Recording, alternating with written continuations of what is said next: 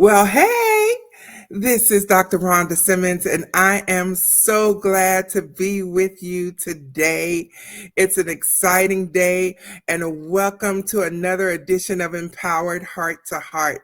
I am so glad to be with you as we draw near to the end of 2024. It's been an exciting year. So much has happened, great things, so many lessons learned, because I believe we can learn and should learn from every experience, the good, the bad, and the ugly. And so here we are, we're in December. It is an exciting time. And here in Texas, believe it or not, everything is still green because it doesn't get too cold until February for the most part. And so it's looking like late spring, early fall here. But you know what? It is a great day to be alive. Hey, I've got a special guest today, so make sure that before I bring her on that you connect with us on Facebook, LinkedIn, Twitter, or X, and Instagram. Our handle is TSEFIORG. And also, if you're watching us on our YouTube channel, make sure you like, comment, and share this video with your friends. And make sure you subscribe so that you'll be notified every single time that I upload a video, because we've got great things going on over here. Well, I am super excited about our guest today because she is a powerhouse. Yes, she is. Let me tell you, Felicia Ford is the creative force behind Felicia Ford and Company, a strategic firm committed to brands that crave impact and refuse mediocrity. Oh, she is already talking my language. Her experience spans working on multi-million-dollar ventures, collaborating with industry leaders, and driving strategic operations. She built Felicia Ford and Company as a strategic hub for creative leaders, offering the insight and connections needed for forward momentum. I love this. Like I said, she is a powerhouse queen. And so we are in for a treat today. And so, ladies and gentlemen, won't you welcome to the stage Miss Felicia Ford? Hello, Felicia. Hi, Dr. Rhonda. Thanks for having me. Yes, thank you for being here. It's wonderful to have you. Oh my goodness, this is going to be a great interview.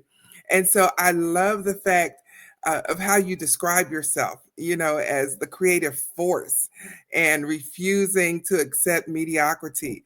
What made you start your company? Well. I have to say, with that opening statement of refusing mediocrity, I was in different organizations, I had different experiences.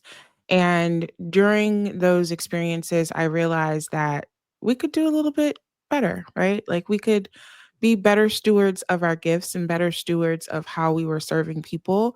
And I also realized that I needed to create a space for myself with my big ideas and my hard and fast, disciplined ways. I wanted to be able to support my own creativity, but also create and support a space for others who were doing the kind of work that I was doing. And so that was the idea. It was, I've always been adventurous and I've always wanted to go to the ends of the earth in the ideas and the work that I've been blessed to have and to do. And so it wasn't a serious thing at first, Dr. Rhonda.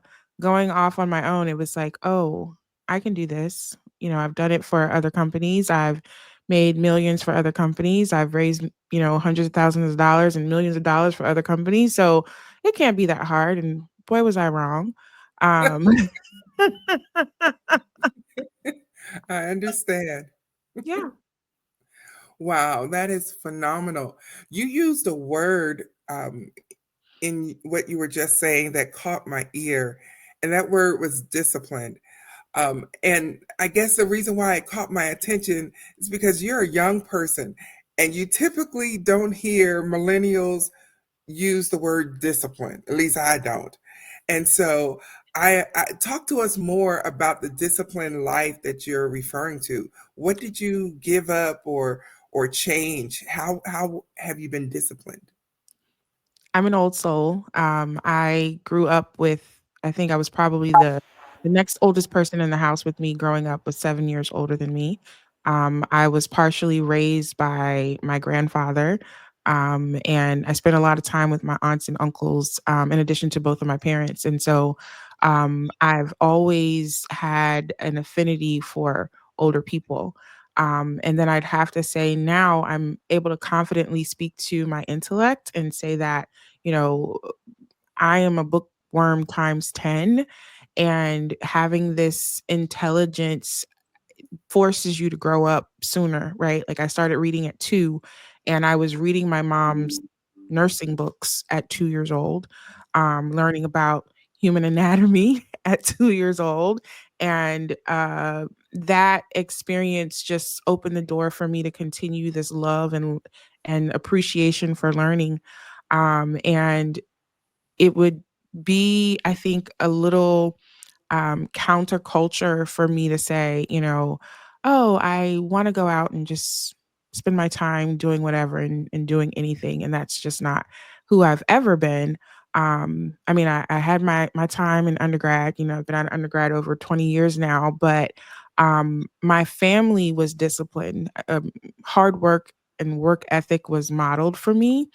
I grew up in a very small town, and we had 2 stoplights by the time I graduated.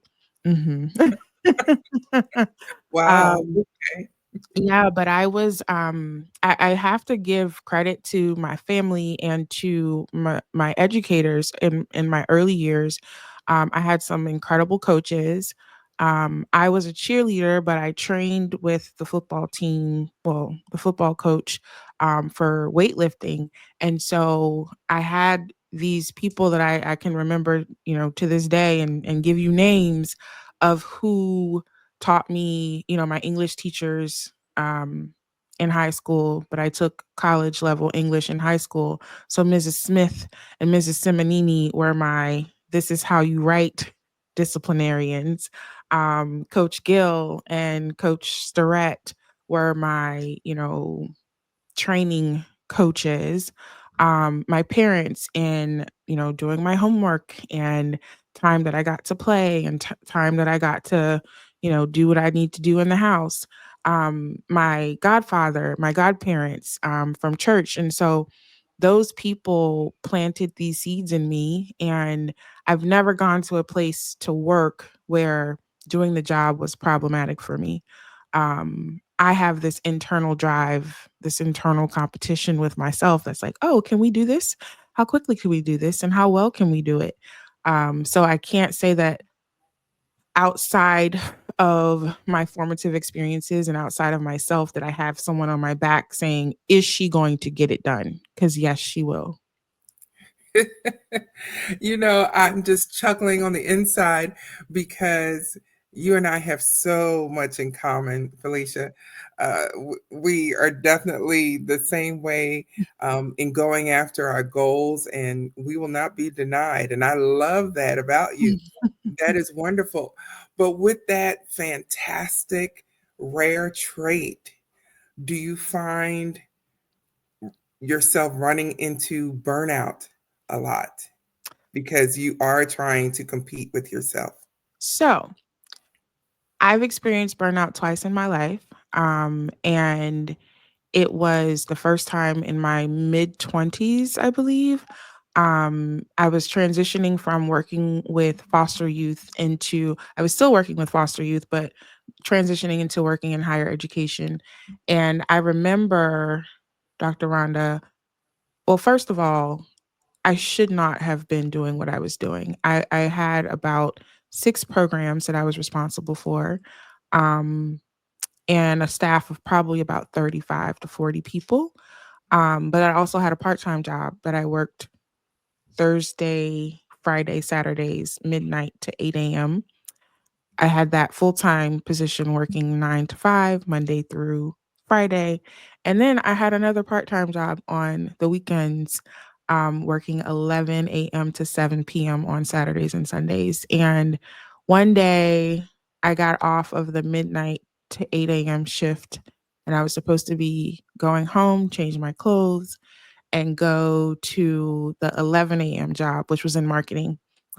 I fell asleep in the car and I did not make it to my 11 a.m. shift.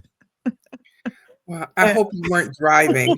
I was not driving. I was in the driveway, and my roommate was like, "I saw you in the car, and I just thought you were taking a nap." And I was like, "No, it's supposed to be at work." And I was upset with her for not like waking me up. But then I also was upset with myself because I was doing that to myself. But at that time, I thought that's what I needed to do to survive, right? So that was my first experience with burnout. And then the second time around, um, it came because I stayed somewhere too long. I shouldn't have been in that space too long. God had already told me to move. I didn't trust him that he would cover me financially because I was like, I don't see how this could work out. I don't. It's not making sense to me. And I was just like, I gotta stay, you know. And so he severed a relationship, a friendship, in that workspace. And that is when I finally realized, okay, God, number one, we're not doing this again. Number one. Number two, I trust you like never before. And number three, I never learned to rest, right? Like I was always able to cultivate my curiosity and cultivate this work and exploration. um so, some people work hard out of performativeness, and that's never been for me. My work is out of purpose, and out of curiosity. And so, yes, it has led to burnout, but that is no more. Oh my goodness, that is wonderful. That is wonderful. We'll have to talk off camera because there are so many connections between the two of us. But I am so glad, first of all, that you came through your seasons of burnt out, but being burnt out, it doesn't happen overnight, and getting to that point or getting away from it. I love the fact that you introduced God into the conversation, and how God had to sever some relationships. So the big question I'm sure that many of our listeners want to know is, how did you get out of being burnt out? How did you get over those times in your life? And quite frankly, what did God have to do with it? How did he play a part in your recovery? Yeah. So the first time I'll never forget. So when I was working those, three jobs, I also was in grad school. Somewhere in those periods, I think I only worked those three jobs for 9 months, which is still too long. Um, but at some point, I was also ministering through music, and um, so I had rehearsals and concerts and ministry activities and events. And those times for me, you know, I would get lost in worship.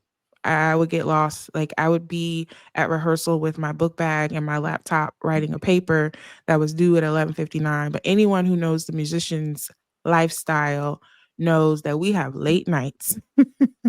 And but that didn't matter to me. So being able to rehearse, but we rehearsed and it was actual worship. I was blessed to be surrounded by other musicians and other vocalists, and that particular artist who really did live the life of, his motto back then was worship is everyday life or something like that. And that introduced worship as a lifestyle to me. And even though I'd known Christ, and even though I had again been taught in church, I had not yet had that experience where I understood what it was to worship. And so that sustained me through that first period of burnout. That sustained me through the craziest of experiences that we don't have time to talk about today. But that is how I was able to get through that first phase. And when I transitioned jobs, I had 7 days in between one job to the next. I slept 12 hours a day for 7 days. So, the story of Elijah and Elisha, when the angel knocked him out, woke him up, and was like, eat, go to sleep. He was like, "Am I dreaming?" That was me for 7 days straight. And I just slept and woke up and ate and slept. And God allowed me to go to a place where I didn't have to work as hard and where I didn't have to perform. I went from full time and all the benefits to a part-time gig, and I got a new car. It was just a bunch of things that just did not make sense in the natural. And the space that I was in, I was surrounded by people who took care of me and in ways that I didn't even know I needed. And so that allowed my soul to rest. That allowed me to get out of this survival mentality. And it really helped me see how much I have been doing and how much I have been going and going and going. And so the second time that I burned out, it was different circumstances, but similar in my behavior because I had developed this sense of self reliance. And I still needed to be reminded, you are not the source. You are not the strength. You are not the power. God is. And so he, again, his grace here is, I love you, my child. Sit down. And Yes. so I came out of that, and I will also say, and this is probably the first time I've ever said this publicly, but I began to experience depression because it wasn't just that I wasn't happy. I was not fulfilled. I was not challenged. I need to be intellectually challenged. I was not challenged. I had this contract. I'd been on this contract for about 18 months or so. I was not challenged. I was not fulfilled. The environment sucked all of the life out of me. And what the Lord started to do was to wake me up at 2 a.m. And I'm just like, well, I can't not sleep. I have too much to do. I have too many people that I'm responsible for. So what am I going to do with this? So I think I was experiencing insomnia for about 2 weeks before I said, here comes the discipline. I was like, I can't do this. I need to do something. So my something was, and I started listening to Joel Osteen on Sirius XM at like 3 in the morning. And I was like, okay, that helped me feel better. Um, and then I said, well, I want to go outside because now I'm feeling better. Let me move, let me do things. And so I started getting up and I wouldn't go out at 4 a.m. because it was too dark. But I lived in a military community. So my neighbors, some of them were DOD employees, some of them worked for NASA. So they would be up in the mornings and I felt safe being outside at that time in the morning. And so I started walking for 3, 4 miles, and even though I was physically exerting energy, that was rest for me. And so I had this morning routine where I spent time with God, I spent time with my neighbors, and I spent time praying and journaling and meditating. And that is how He helped me navigate those 2 periods of my life. Wow. Wow. What an amazing testimony. Are you still with your morning routine? Not to that extent. I've since moved. I've had a back injury. Like there's been some things that have changed, but I still am up in the morning reading, writing, and doing some form of movement, but not my 3 miles. Okay. That is fantastic. Oh my goodness, what an amazing story. I will share this about our connection. Um, you talked about knowing when it was time to leave and being depressed and all of that. What you don't know is I just left my job as a school principal back in September. Uh, simply because, well, it's not as simple, but I've been in education for like 15 years, and I knew from day one of being a teacher that I wanted to be a principal. That it was just Mm, that's just the way it was going to be. right. And because my personality is, for some reason, when I step into something, I lead. It just happens naturally, and Mhm, and so I knew I was going to be a principal, and for years had a 5-year plan that worked perfectly until it didn't. mhm, And I got to a certain point as an assistant principal, and the plan was only to be an AP for 2 years, and it turned out to be 6. And I left that job. I knew I was burnt out, and I knew if I stayed one more year, I wouldn't live to see the end of that following school year. Mm. And so I left that job and took another job. Um, excuse me. But long story short, I got the principal job finally. Um, actually, this year, Wow. literally overnight, I went from not being a principal to being a principal, and I thought, oh my goodness, this is wonderful. This is a blessing, and all of this. Right. Way more stress, way Right. more stress. And the Lord, long story short, the Lord would not let me go past September the 6th. And I can relate to the depression, I can relate to the exhaustion, I can relate to everything that you said, um, Mhm. because burnout is a real thing. Mhm. And I did not realize how burnout I was until I left. Right. I would say I didn't really fully recover probably until November. I Mm. started feeling, more like myself. Mhm. The stress is unbelievable. It And, is. the biggest reason why I left being a principal wasn't just that it was uh, intensifying a heart condition that I've been Mhm. dealing with, but it was also because I knew I wasn't walking in my purpose. Mm. That was no longer the purpose for me. And so the Right. longer I stayed, the more depressed I got Right. and the more stressed I got. Every little thing, it just, yeah. Mm. I mean, and it's an overwhelming job, even if you want to be there. Right. It's an Right. overwhelming Right. job. And and so I can relate to everything that you said about going through burnout and getting to that point and then healing from it step by step. And Right. you can't do it without God. And so, but I tell you, there is nothing like walking in your purpose. I tell Absolutely. people now, I'm eligible to retire, and depending on the environment I'm in, I tell people I'm a retired school principal, but most of the time I say I'm in full-time purpose, I love it. Yeah. Yeah, yeah. And so whatever God says that is, that's what I do. I am so excited for you, that you're here in this space doing what you do. Um, and because I can already tell that wherever you are right now is not the end. You have great vision. And so can I ask what's next on the horizon for you? Oh, yeah, absolutely. So when I stepped out of that last place, it's been 7 years or so now. And I was a business owner, but I had contracts that I wasn't aligned with.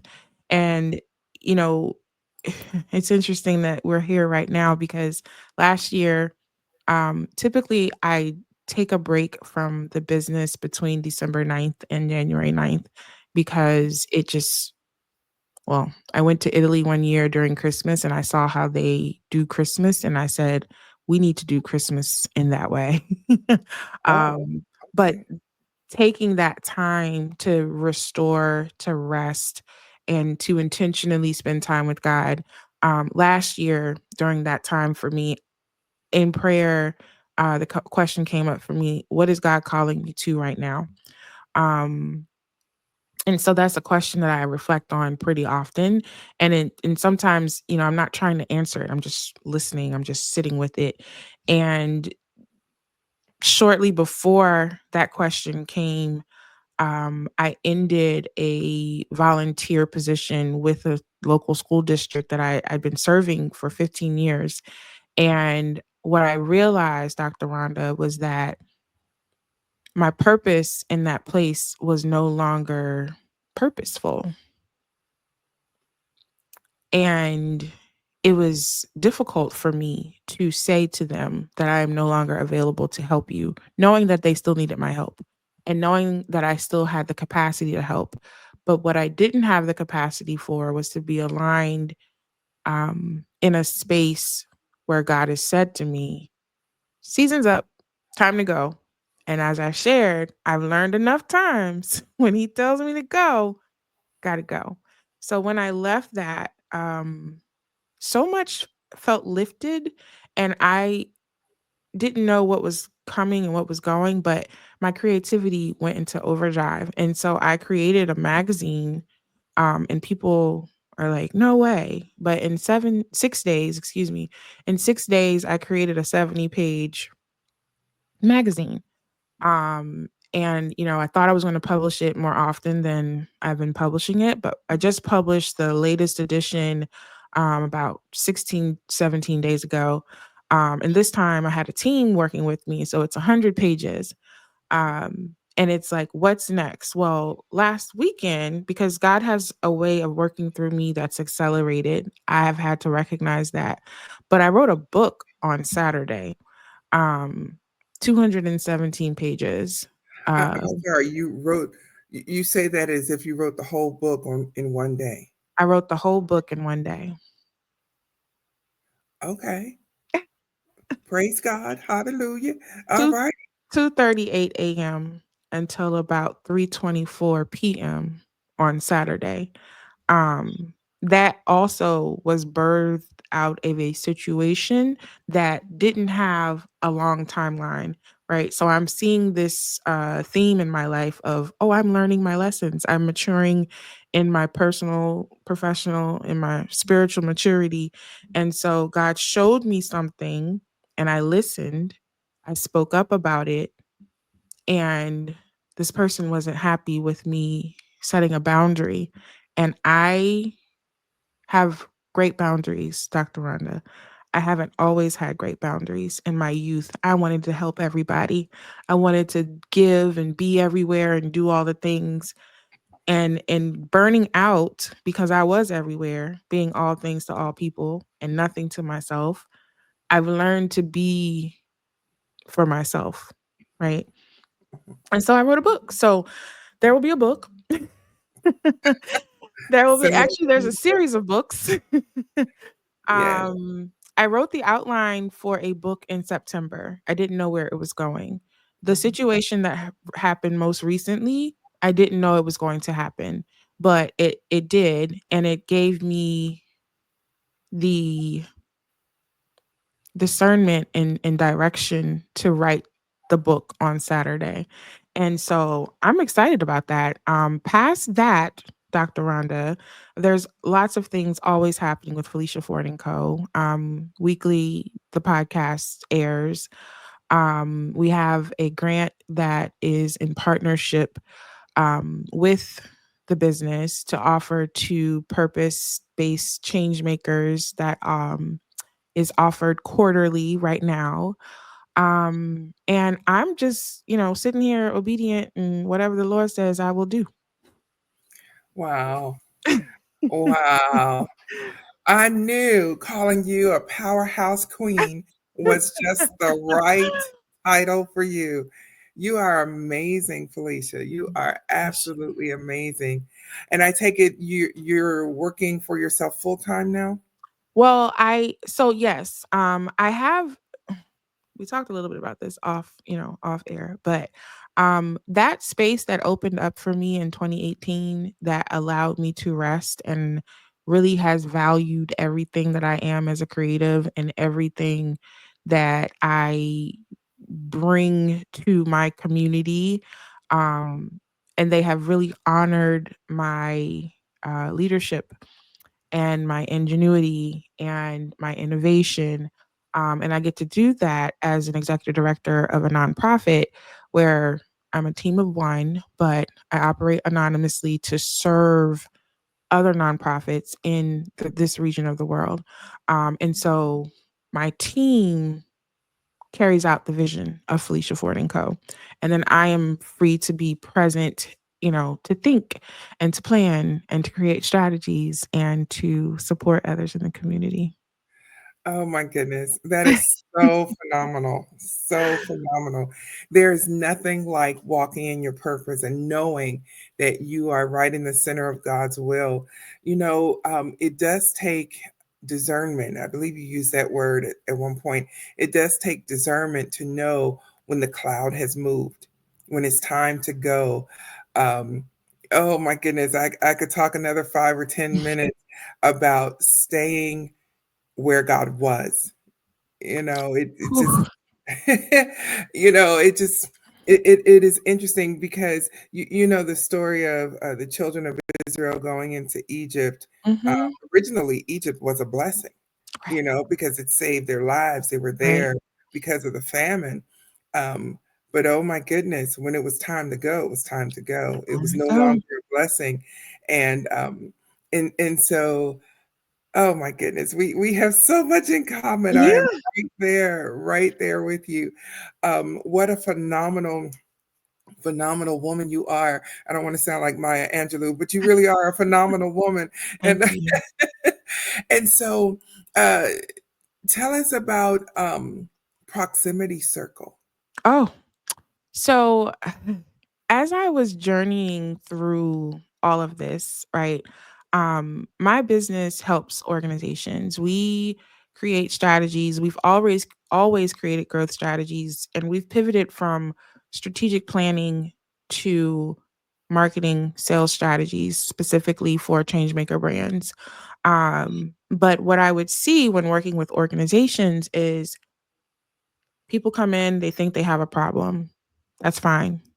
It's there's a problem. We just need to narrow down like what is the exact problem. Um and it was a surprise to some people in working with us that they come here, we want to make more sales for our business, or we need a sales strategy or a marketing strategy because we need to change our messaging, our branding, or whatever. And they wanted to stay the same as a person, as an individual. You can't grow your business if you don't grow yourself, right? And if you say, I want to grow my business or I want to grow my nonprofit, then you should also expect that you're going to also grow. Okay. And so when I would take, when we would lead people through the programs that we offered or through the strategic planning, some of it was a shock to them. And that would lead to some defiance and some discomfort. And of course, I empathize because I just told you my story. So I've had lots of discomfort.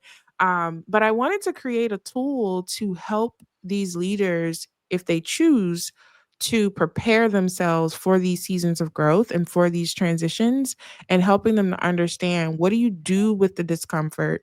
What do you do when someone's sitting there asking you, well, what do you want for your life?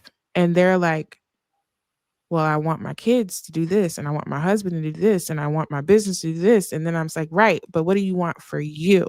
And so it is a self guided course where the I say client, the student will work with me 2 to 3 times, and we'll sit down, we'll talk about goal setting, and we'll talk about vision, where you really get to create your vision, and then navigate through setting healthy boundaries, identifying what does a collaboration look like. But it's about proximity. So who is around you? Can you grow? Yes, we want to bloom where we're planted, right? Because we know that can happen, but when it's time to move on to that next space, you want to be able to have the tools to identify who is good for you, who's not good for you early on.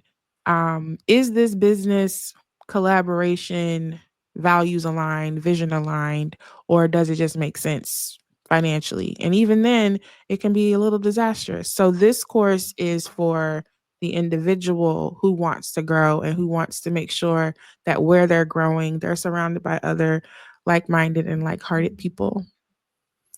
Wow, that sounds so amazing.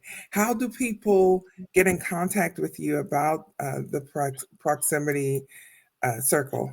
So Proximity Circle actually has its own website, proximitycircle.com. But to connect with me, FeliciaFord Co.com. I'm very active on Threads. That's my main social media space. But I'm available on all platforms at Friends Call Me Fee. But yes, they can certainly visit proximitycircle.com. Okay. So I was trying to decide which one to. Oh, sorry. Yeah, that would have been nice, right? If I give you one. No, that is all right. That is all right. So if I have this right, uh, let's see. Hopefully I spelled it right. Proximitycircle.com. That's correct. Hmm. Okay. All righty. What an exciting program. And working with you is just absolutely valuable. I can clearly see that. Thank Um, you. so, one of my intention words that I absolutely thrive off of is the word empowerment. Hmm. And so, what does the word empowerment mean to you as we wrap up our interview today? Empowerment is centered on the other person, right? It has nothing to do with me and my story, but everything to do with that person and what they need in that moment. It's me meeting someone where they are and truly understanding what they need, identifying if I can give them what they need, and then equipping them with those tools to get them over whatever hump they're currently experiencing. Wonderful, wonderful. So, you're, uh, for lack of a better term, almost a conduit for empowerment for other people. Yeah, Absolutely, that's absolutely. wonderful. Well, Felicia, it has been an incredible time talking with you. I feel like, um, you know, I don't hear people say this much often these days, but I feel like you're a name that we need to remember. Mm, 'Cause we'll see it again, and amen. we'll see you again.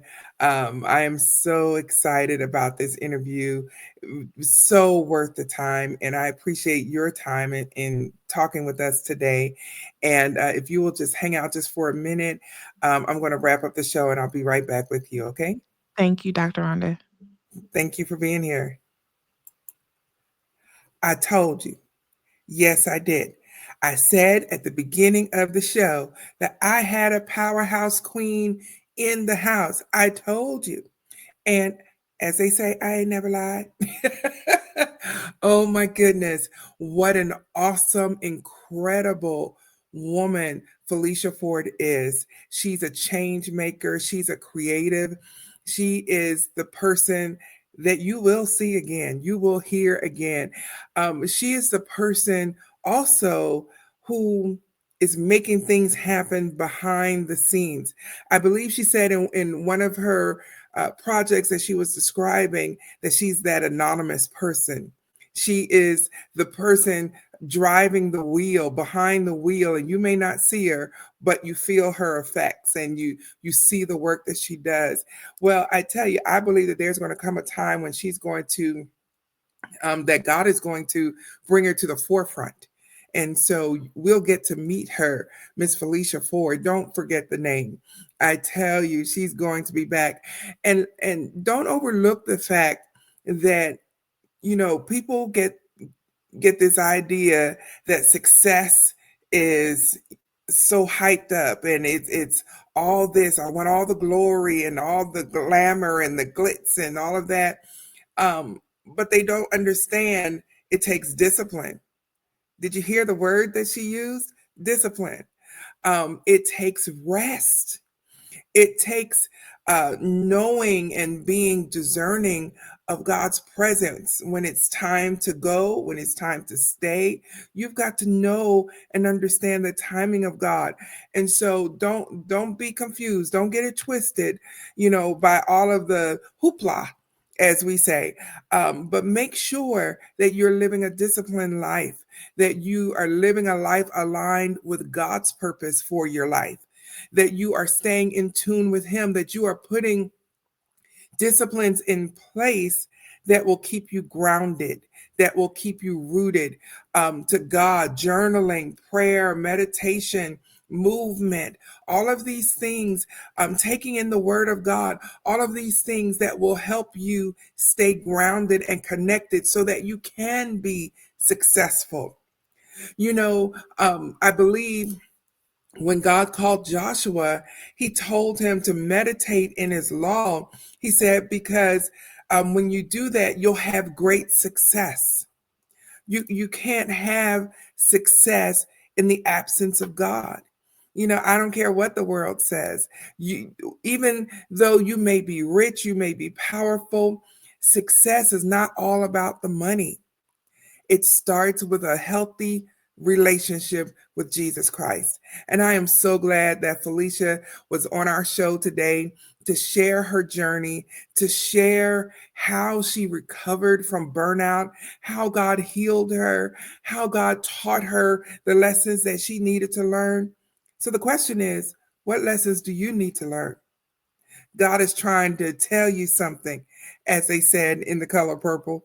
So make sure that you're learning the lessons and that you're applying what you're learning to your life every day. This is Dr. Rhonda Simmons, and I'm so glad to have spent this time with you on Empowered Heart to Heart. And until the next time, be blessed, be encouraged, but most of all, be empowered. And I'll see you on the next episode.